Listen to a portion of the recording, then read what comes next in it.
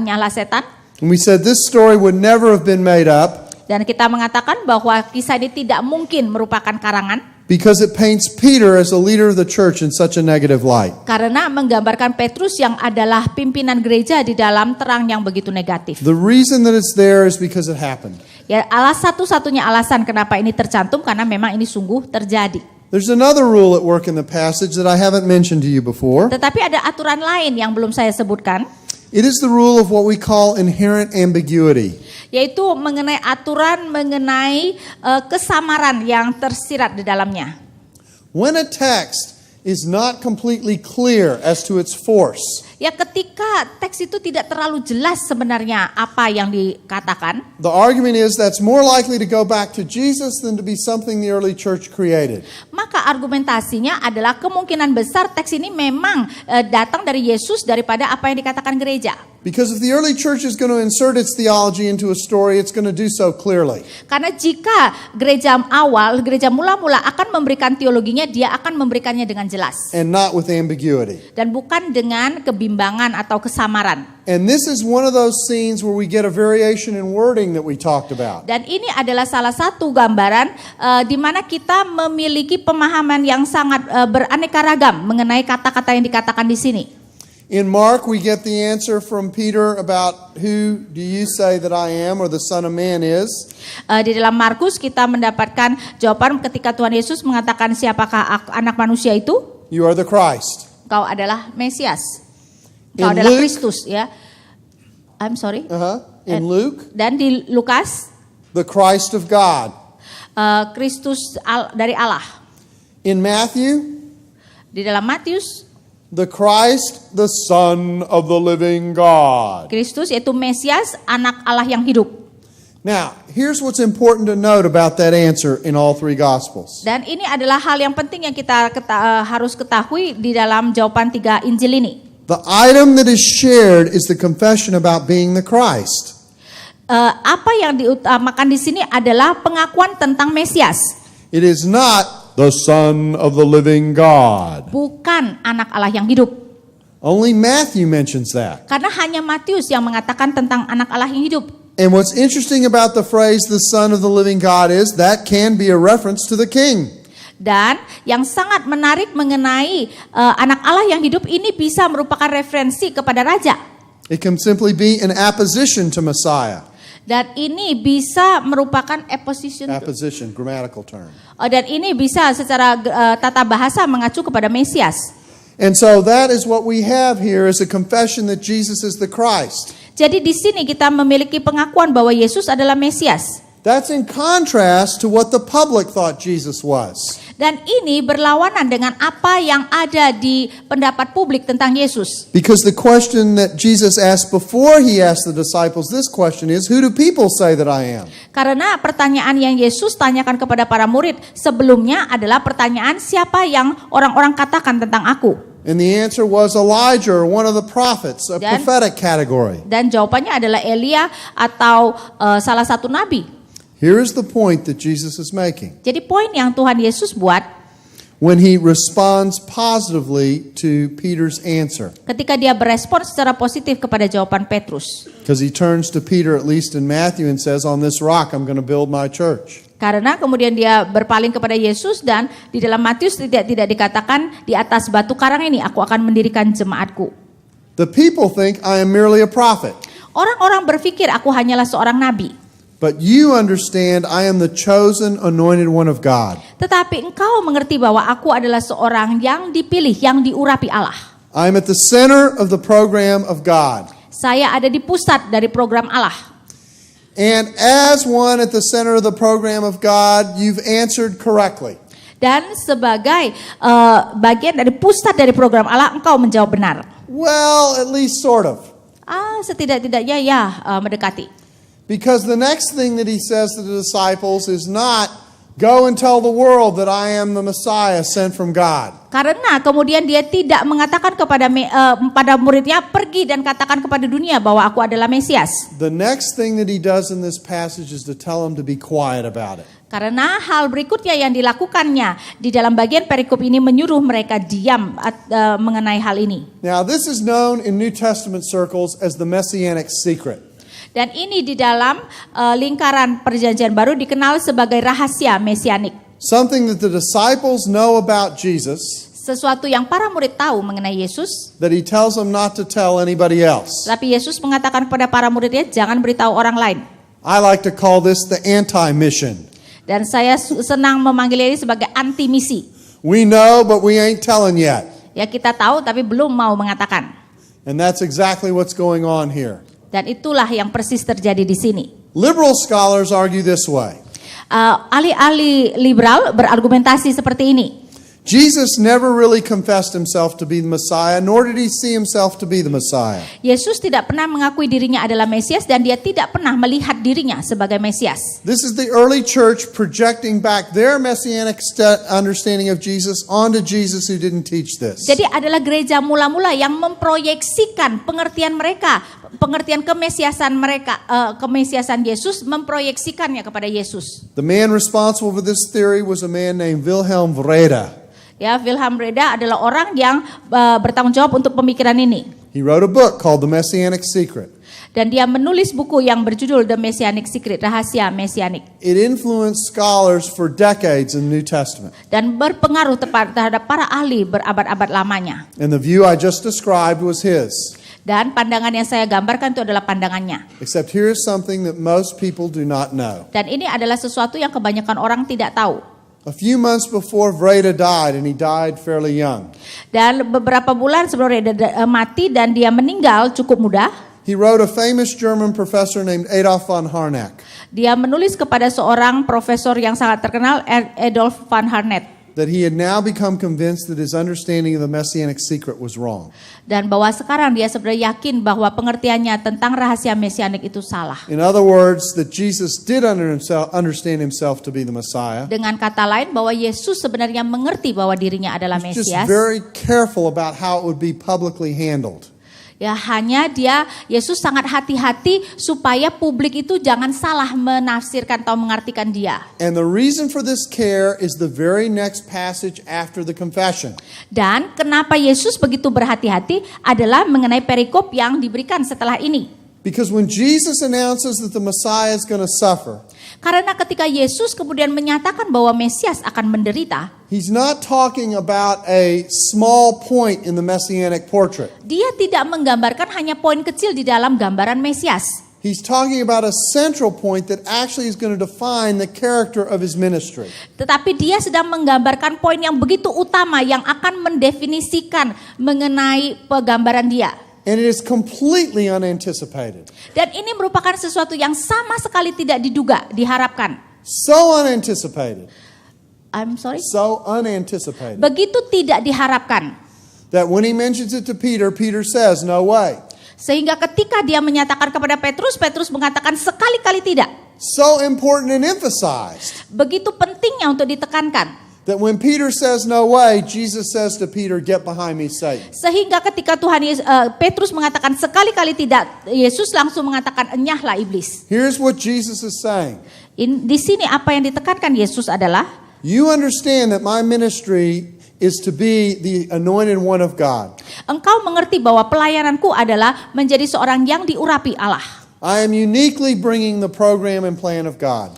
Saya secara unik membawa program yang telah direncanakan Allah. But you don't yet understand all that's involved in that program. Tetapi engkau belum mengerti keseluruhan apa yang tercakup di dalam program tersebut. And before you can tell the world who I am, you've got to understand the nature of the program that I'm bringing. Dan sebelum engkau memberitakan kepada dunia, engkau harus mengerti natur dari program yang saya bawakan. That's what happened at Caesarea Philippi. Dan itulah yang terjadi di dalam Kaisarea Filipi. And the point that is being made here is Dan that point- Jesus' messianic ministry Dan poin yang ditekankan di sini adalah pelayanan mesianik Yesus is going to contain some surprises in relationship to Jewish expectation. akan memberikan sebenarnya hal-hal yang mengejutkan di dalam pengharapan Yudaisme.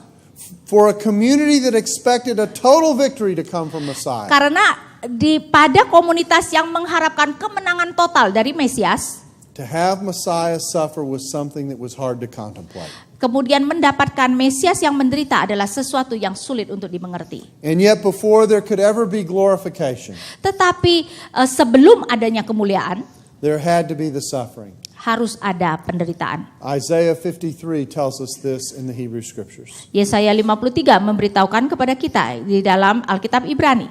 So what kind of Messiah was Jesus going to be? Jadi Mesias seperti apa Yesus? On the one hand, he's going to be the suffering Messiah. Di dalam satu pihak dia akan menjadi Mesias yang menderita. But there's another clue about the kind of Messiah that Jesus is going to be. Tetapi ada petunjuk lain lagi mengenai jenis Mesias apa siapa Yesus. And that comes from Jesus' favorite title to refer to himself. Dan ini bisa kita lihat di dalam titel yang suka sekali Tuhan Yesus kenakan pada dirinya sendiri. Of all the possible titles that Jesus could avail himself of, Dari semua kemungkinan julukan yang Tuhan Yesus bisa pakai, Son of God, Anak Allah, Messiah, Mesias, Shepherd, Gembala, King, Raja, Son of David. Anak Daud. Of all these titles, the one that he picks as his favorite self-reference is Son of Man. Dari begitu banyak titel sebagai julukan yang bisa dia pakai, satu yang dia begitu suka dan dia menamakan diri sendiri adalah Anak This Manusia. title is multiply attested in the gospel tradition. Dan ini merupakan titel yang diberikan saksi multiple di dalam keseluruhan Alkitab. It is in every source layer. Dan ini ada di dalam segala lapisan sumber. Mark, Markus, Q, Q, L, L, M, M, John, John, Yohanes, every layer. setiap lapisan. It's in multiple forms Dan as juga well. di dalam berbagai bentuk. In the controversy stories, Di dalam kisah kontroversial, in the parables, di dalam perumpamaan, in some of the narratives associated with Jesus, di dalam beberapa narasi yang berkaitan dengan Yesus, in miracle stories, di dalam kisah-kisah mukjizat, the Son of Man is used. Anak Manusia dipakai. And this title is really fascinating. Dan sebenarnya julukan ini merupakan sesuatu yang sangat menarik. Son of Man is an Aramaic way of simply saying a human being. Anak manusia adalah cara Aram dalam bahasa Aram untuk secara sederhana mengatakan manusia. A son of man is simply a son of a human being. Anak manusia adalah secara sederhana anak dari manusia. Just like a son of Adam is Adam's son. Ya sama seperti anak Adam adalah putra Adam. Son of David is David's son. Ya anak Daud adalah putra Daud. Son of Abraham is Abraham's son. Anak Abraham adalah putra Abraham. So son of man is son of a human being. Jadi anak manusia adalah anak dari So manusia. it's a very human title. Jadi ini adalah satu julukan yang sangat manusiawi gitu. Except for one very minor detail. Kecuali untuk satu detil yang kecil.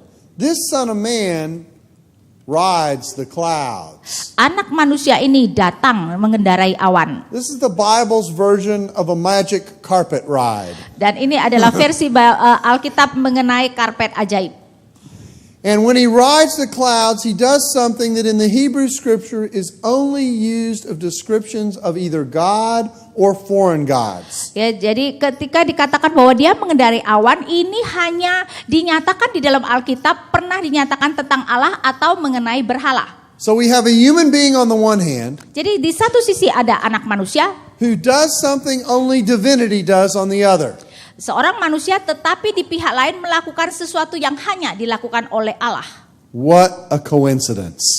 Begitu kebetulan. He rides the clouds and he receives authority from the Ancient of Days in Daniel 7. Dia mengendari awan dan dia menerima otoritas dari orang yang berusia lanjut di dalam Daniel 7. So on the one hand, Jesus introduces a messiahship that involves suffering. Jadi di satu pihak Yesus menggambarkan Mesias yang akan menderita. And on the other hand, he describes a messiahship that describes glory. Tetapi di pihak lain dia menggambarkan kemesiasan yang menggambarkan menerima kemuliaan. But how can you show that? Tapi bagaimana dia menunjukkannya? How do you show this fusion? Bagaimana dia menggambarkan kedua campuran ini? Being a king of a kingdom that is not of this world. Menjadi raja dari kerajaan yang bukan dari dunia ini. Being a sent one from beyond. merupakan seseorang yang diutus dari surga. Being a priest king in a heavenly temple.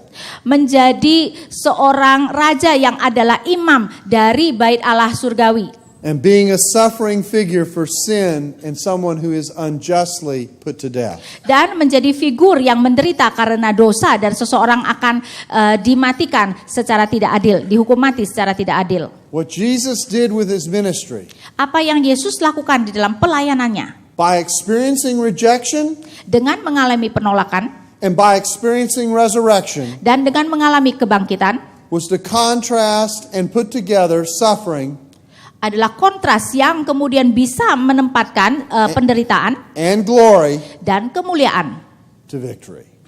kepada kemenangan. This is seen in the use of the text out of the Hebrew scripture that Jesus and the early church appeals to.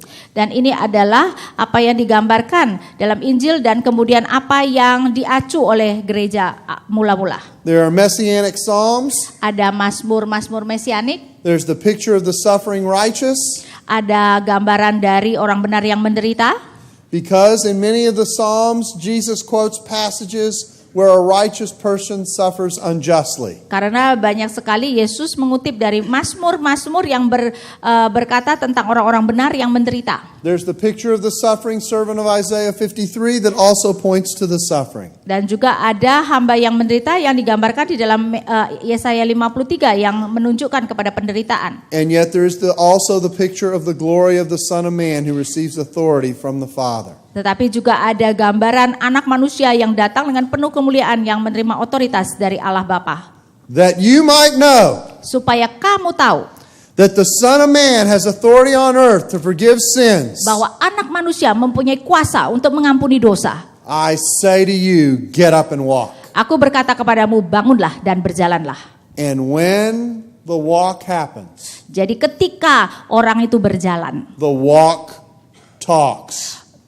orang yang berjalan itu atau perjalanan itu, langkah-langkah itu berbicara. The Son of Man has authority on earth to forgive sins. Anak manusia mempunyai otoritas mengampuni dosa. The Son of Man has authority on earth to forgive sins. Anak manusia mempunyai otoritas mengampuni dosa. And interestingly enough, the way he's going to do it is to take our place. Dan menarik sekali bahwa cara dia melakukannya adalah dia akan mengambil tempat kita. Jesus spent far more time Yesus menghabiskan waktu jauh lebih banyak and far more energy dan jauh lebih banyak energi showing who he was menunjukkan siapa dia, rather than simply declaring who he was with words that couldn't show anything. daripada mengatakan siapa dia dengan kata-kata yang tidak bisa menunjukkan apa-apa. If you come to understand that about Jesus' ministry, Dan jika kita bisa mengerti ini di dalam pelayanan Yesus, you will come to pay careful attention to what Jesus does maka kita akan menaruh perhatian terhadap apa yang Yesus lakukan and the cultural backdrop that helps to explain what it is that he's doing. dan latar belakang budaya yang akan membantu menjelaskan apa yang dia lakukan. And so I am done. Jadi saya selesai. It's time for me to sit down. Waktunya untuk saya duduk. And you know what is coming next. Kita akan masuk ke dalam pertanyaan dan sesi ini juga boleh menanyakan secara tertulis dan secara lisan.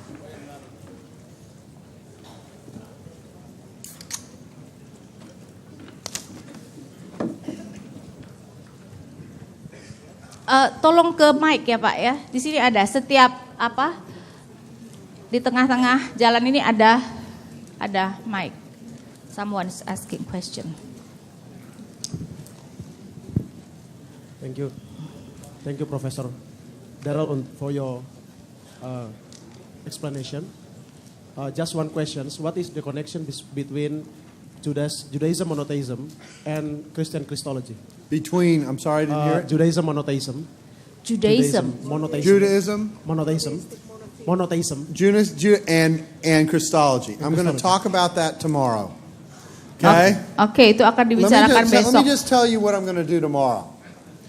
Tomorrow I'm going to walk you through a series of key events in the life of Jesus. Besok kita akan menggambarkan mengenai kejadian-kejadian utama di dalam kehidupan Yesus. With every one of them, I'm going to do something very much like what I did with the Caesarea Philippi event today. Dan dengan setiap kejadian itu kita akan melakukan seperti yang tadi dilakukan terhadap Kaisarea Filipi. I'm going to tell you the rules that apply Jadi saya akan mengatakan mengenai peraturan yang diaplikasikan from a historical Jesus point of view. dari perspektif Yesus sejarah. I'm going to talk about the cultural background that comes out of Second Temple Judaism. Dan kemudian saya akan menunjukkan latar belakang yang muncul di dalam Yudaisme Bait Allah yang kedua. And then we're going to discuss the importance of the events. Dan kemudian kita akan mendiskusikan pentingnya kejadian tersebut. And I'm going to do a whole series of them.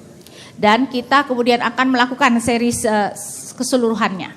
And in the midst of doing that, we're going to assemble a portrait and pieces of the Jesus portrait to make sense out of what he is and what he's doing. Dan dengan melihat kepingan-kepingan dari gambaran Yesus itu kita akan membuat suatu gambaran. Only we're going to look at it not in terms of so much what Jesus says about himself, Tetapi kita akan melihat bukan lebih kepada apa yang Yesus katakan tentang dirinya, as much as what he does. tetapi lebih kepada apa yang dia lakukan. Or in some cases, what God does through him. Atau di dalam beberapa kasus apa yang Allah lakukan melalui dia. And one of the events that we're going to look at tomorrow Dan salah satu kejadian yang kita akan lihat besok is the Jewish examination of Jesus. adalah pengadilan Yahudi terhadap Yesus. The examination that took place by the leadership, Yaitu pengadilan yang dilakukan oleh para pemimpin, in which Jewish monotheism and Christology run into one another like two trains going on the opposite directions. yaitu monoteisme, Yudaisme, dan Kristologi akan kita lihat seperti dua kereta yang akan bertabrakan. That examination is a huge crash. Ya, dan pengadilan itu adalah tabrakan yang besar tersebut. And we're going to look at it in detail. Dan kita akan melihat secara mendetail. I spent a year on just this passage alone Ya, saya menghabiskan waktu 1 tahun untuk ayat itu saja. back in Perikop 1996 pada waktu tahun 1996 in Tübingen in Tübingen. and wrote about 280 pages on it. Dan saya sudah menuliskan 280 halaman tentang itu. I'm going to talk to you about it in about 25 minutes. Dan saya akan membicarakannya kepada saudara kira-kira 25 menit.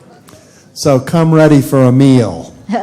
Jadi bersiaplah untuk hidangan. Saya ke Mike kalau mau bertanya. Iya. Dalam bahasa Indonesia. Iya. Ya, dari berbagai julukan yang ada di dalam Injil tentang Tuhan Yesus dan juga pengakuan Petrus yang berbeda-beda tadi disampaikan, bagaimana Profesor Bock melihat hal itu dari sudut pandang perbedaan penulis Injil terhadap Yesus sendiri.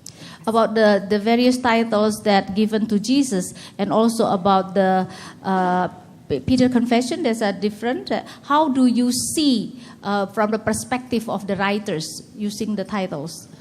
I think that all the writers are saying fundamentally the same thing, and it's this. Saya Remember, rasa para penulis sebenarnya secara mendasar mengatakan hal yang sama. the principle of orality that we gave in the last lecture was the gist is the same, there are just slight differences. Ya, tadi prinsip mengenai pengutaran lisan yang tadi kita katakan itu sebenarnya inti daripada apa yang diturunkan secara lisan itu sama, hanya ada keluasan.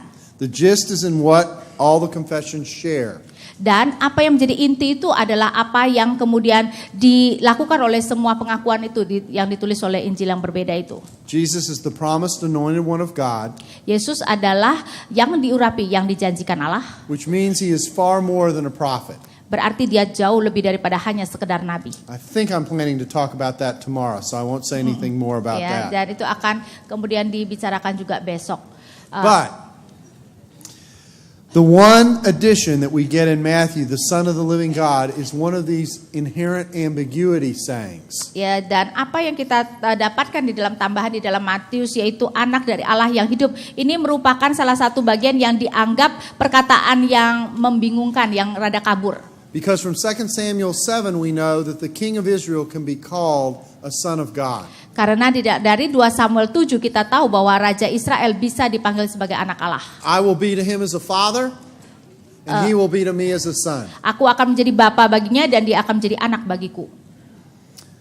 And yet, Namun, when we think of Son of the living God, ketika kita berpikir tentang anak Allah yang hidup, And people are reading that on the other side of the resurrection in Matthew's gospel. Dan ketika kita melihat bahwa orang membaca setelah Yesus bangkit, They aren't just thinking about a Messiah. mereka tidak hanya berpikir tentang Mesias. They are thinking Son of the living God. Mereka sungguh-sungguh memikirkan anak Allah yang hidup. This is CNN, the Christian News Network. Okay, there is a question here. Isaiah 53 clearly talks about the suffering Messiah, and it is recognized by rabbinic teaching as Messiah ben Yosef. How can you say that Judaism doesn't recognize the suffering Messiah? Because when we look at Jewish writings from the period that we're talking about, they did not have a messianic expectation of suffering. Go ahead. Kalau kita melihat dari perspektif pengharapan Yudaisme pada zaman Tuhan Yesus itu, ya, maka tidak ada pengharapan mengenai Mesias yang menderita. In the Jewish materials that we have on Isaiah 53 from around the period, Mengenai materi-materi dari Yudaisme yang tentang Yesaya 53 dari periode itu, anytime the Messiah is said to suffer, that turns into the nation suffering. setiap kali dikatakan Mesias akan menderita, itu diterjemahkan atau ditafsirkan sebagai bangsa Israel yang akan menderita. But the Messiah is always victorious. Tetapi Mesias itu selalu penuh kemenangan. So the Judaism of the time of Jesus, the best we can tell, did not have a concept of a suffering Messiah. Jadi sejauh yang bisa kita katakan Yudaisme di dalam zaman Tuhan Yesus tidak memiliki pengharapan bahwa Mesias akan menderita. Every now and then a text, say from the Dead Sea Scrolls or something like that, is put forward as a possible candidate for suffering Messiah. Kadang-kadang di dalam gulungan Laut Mati itu ada calon-calon mungkin menunjukkan Mesias yang menderita. And maybe one day we'll find such a text. Dan mungkin suatu hari kita akan menemukan teks seperti itu. Remember I told you we only have 300 out of a 3,000 piece puzzle. Ya, ingat saya mengatakan kita tuh hanya memiliki 300 keping dari puzzle yang terdiri dari 3.000 keping. So maybe something like this will turn up one day. Jadi mungkin ada ya hal-hal itu akan muncul. But up to this point, out of this period, we don't have anything. Tetapi sampai sekarang ini kita belum ada materi yang menunjukkan ada pengharapan mengenai Mesias yang And menderita. everything that we do have Dan segala yang kita miliki emphasizes menekankan that the nation suffers, the Messiah doesn't. ya bahwa bangsa itu yang akan menderita tetapi Mesias tidak akan menderita. Oh, talking about Yesaya 53, it says Yesaya 53 verse 2 said he is not good looking and we do not care for him. Does it actually show an expression of Jesus or the physically about Jesus Christ? It's not primarily a physical description. It's primarily a description of what it is he's going through. Ya, jadi itu bukan penggambaran fisik tetapi terutama sebenarnya menggambarkan apa yang akan dia alami. Jesus knows that he is the Messiah, but Jesus never confess and see himself as a Messiah.